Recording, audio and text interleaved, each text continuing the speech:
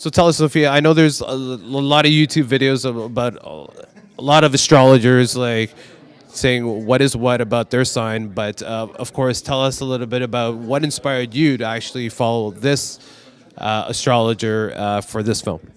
Well, the astrologer that stars in my film Maison du Bonheur is an astrologer that lives in Paris. She's 77, so she has a lot of experience.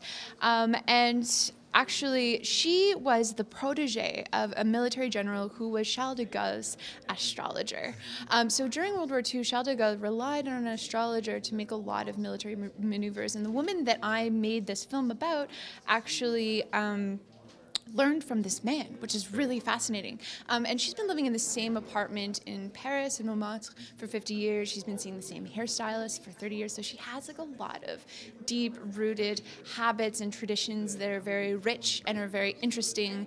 And I decided to capture the film on 16 millimeter. I only had an hour and a half of footage to work with because working on film is very expensive, as you know. So I had to be very careful in the way that I shot it. I only shot it in a month. The film is handcrafted. I even did all the Foley, all the subtitling. I'm in the film. So it's a very handcrafted film, I'd say.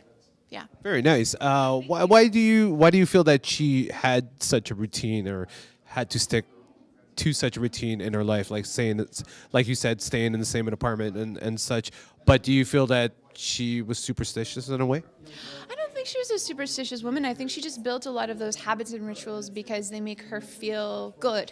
And that's a lot of what the film is about. It's about her and the way she has built her life around happiness and the way that she has chosen these kind of day-to-day things are only things that make her joy. She talks about how she makes coffee in the morning and Shabbat bread 'cause she's a Jewish woman, you know, and they're these very simple things, but she really takes the time to kind of nurture herself and take care of herself, and as a result, it's a really beautiful thing to watch, I think. What did you learn most about her after putting this film?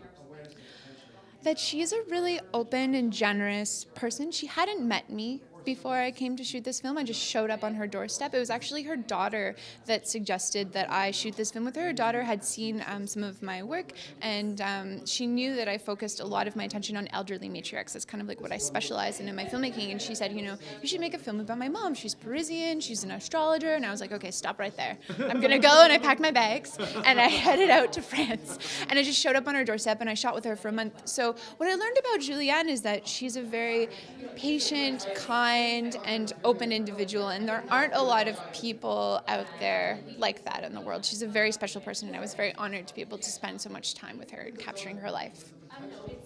What does it feel to have this documentary here at Hot Docs and this such a wonderful platform? Hot Docs is a brilliant festival. I actually worked in the box office for Hot Docs last year, so it's amazing to be here now this year presenting a film. I had to quit the box office this year.